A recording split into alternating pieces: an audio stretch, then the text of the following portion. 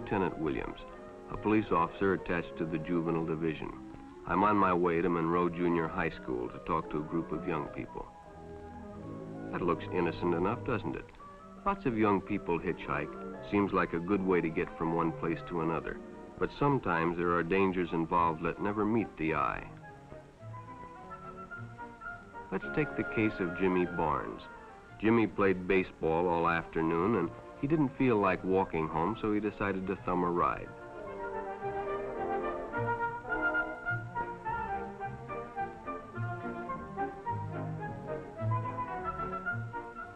He'd done it 100 times before, and he didn't think anything was unusual when the driver struck up a friendly conversation.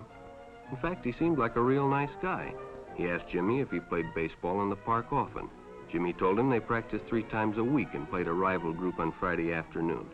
The stranger was a good listener, too, and it only seemed minutes before they pulled up in front of Jimmy's house.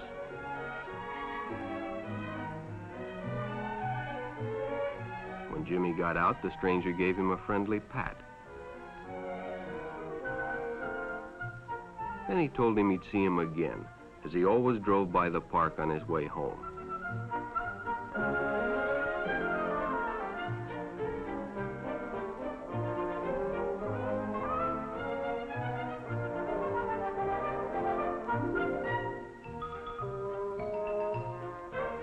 Sure enough, the following day, when Jimmy finished playing ball, well, the man was there waiting.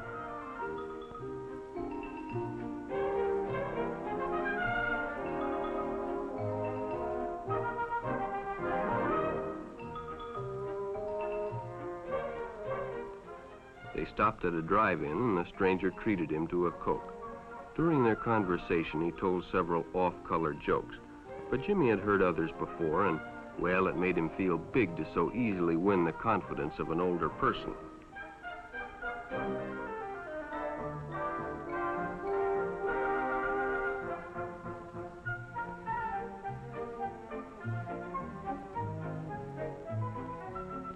The following Saturday, they went fishing together. By now, they were using first names. Ralph said it was more friendly.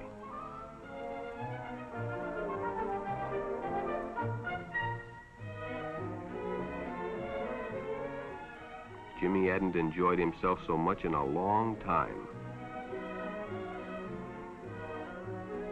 Then during lunch, Ralph showed him some pornographic pictures. Jimmy knew he shouldn't be interested, but, well, he was curious. What Jimmy didn't know was that Ralph was sick, a sickness that was not visible like smallpox, but no less dangerous and contagious, a sickness of the mind. You see, Ralph was a homosexual, a person who demands an intimate relationship with members of their own sex. But by now, Jimmy felt a fondness for Ralph, and they continued to go places together. Ralph was generous and took Jimmy many interesting places and did many nice things for him. He bought presents and even gave him money, but payments were expected in return. You see, Jimmy hadn't recognized Ralph's approach soon enough. When Ralph first asked Jimmy to go fishing alone, he should have discussed it with his parents or teacher. Finally, Jimmy told his parents, and they reported it to the juvenile authorities. Ralph was arrested, and Jimmy was released on probation in the custody of his parents.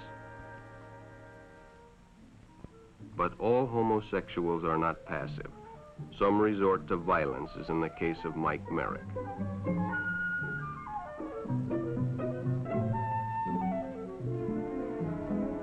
In the heat of competition, no one noticed the man who sat and watched. And when the game broke up and the others left, Mike decided to stay and practice a little longer.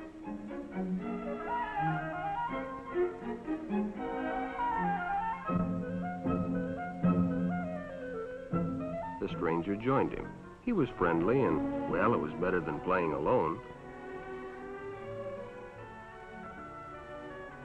But after a few shots, Mike realized he had already overstayed his time and suggested he better leave. The stranger told him if he'd like to stay longer, he'd be glad to drive him home when they finished. Sounded great to Mike. Chance to play longer and get a ride home, too.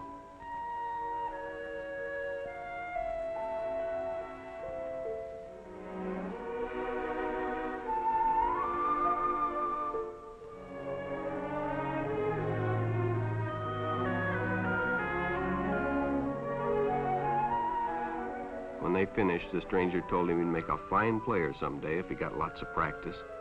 The companionship, the praise, the friendly attitude dispelled any misgivings Mike might have had about going with a stranger. He probably never realized until too late that he was riding in the shadow of death.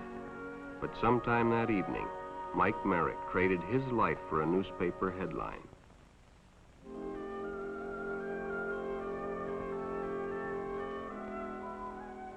As Denny and Jerry got the papers ready for Jerry's afternoon delivery, they only casually noticed the two boys that raced by in the afternoon traffic, and they didn't pay much attention to the car that drew up shortly afterwards until the man called them over.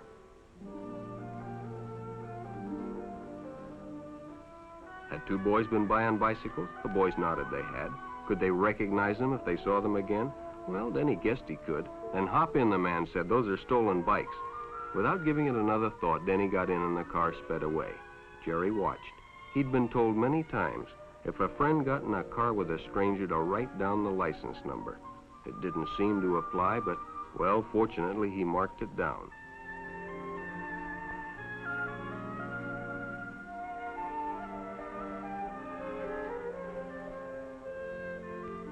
When he delivered a paper to Denny's house, he asked his mother if they'd caught the boys that had stolen the bicycles.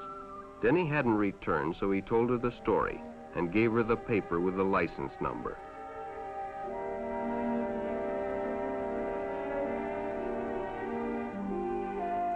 Being a careful parent, she decided to call the police.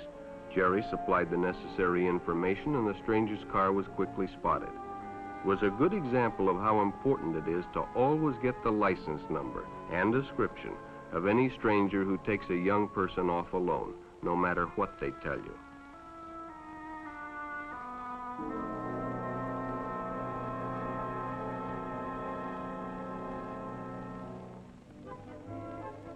Public restrooms can often be a hangout for the homosexual.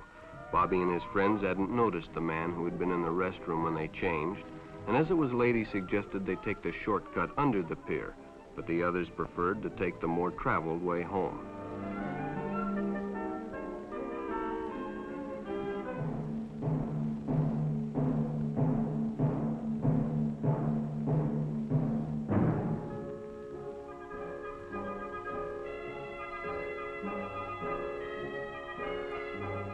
When Bobby recognized the stranger as the man in the restroom, the shortcut under the pier didn't seem like a good idea at all.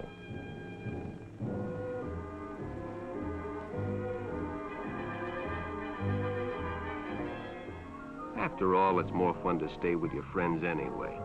Bobby had made a wise decision. It may have saved his life. The decision is always yours, and your whole future may depend on making the right one. So no matter where you meet a stranger, be careful if they are too friendly, if they try to win your confidence too quickly, and if they become overly personal. One never knows when the homosexual is about. He may appear normal, and it may be too late when you discover he is mentally ill. So keep with your group, and don't go off alone with strangers unless you have the permission of your parent or teacher.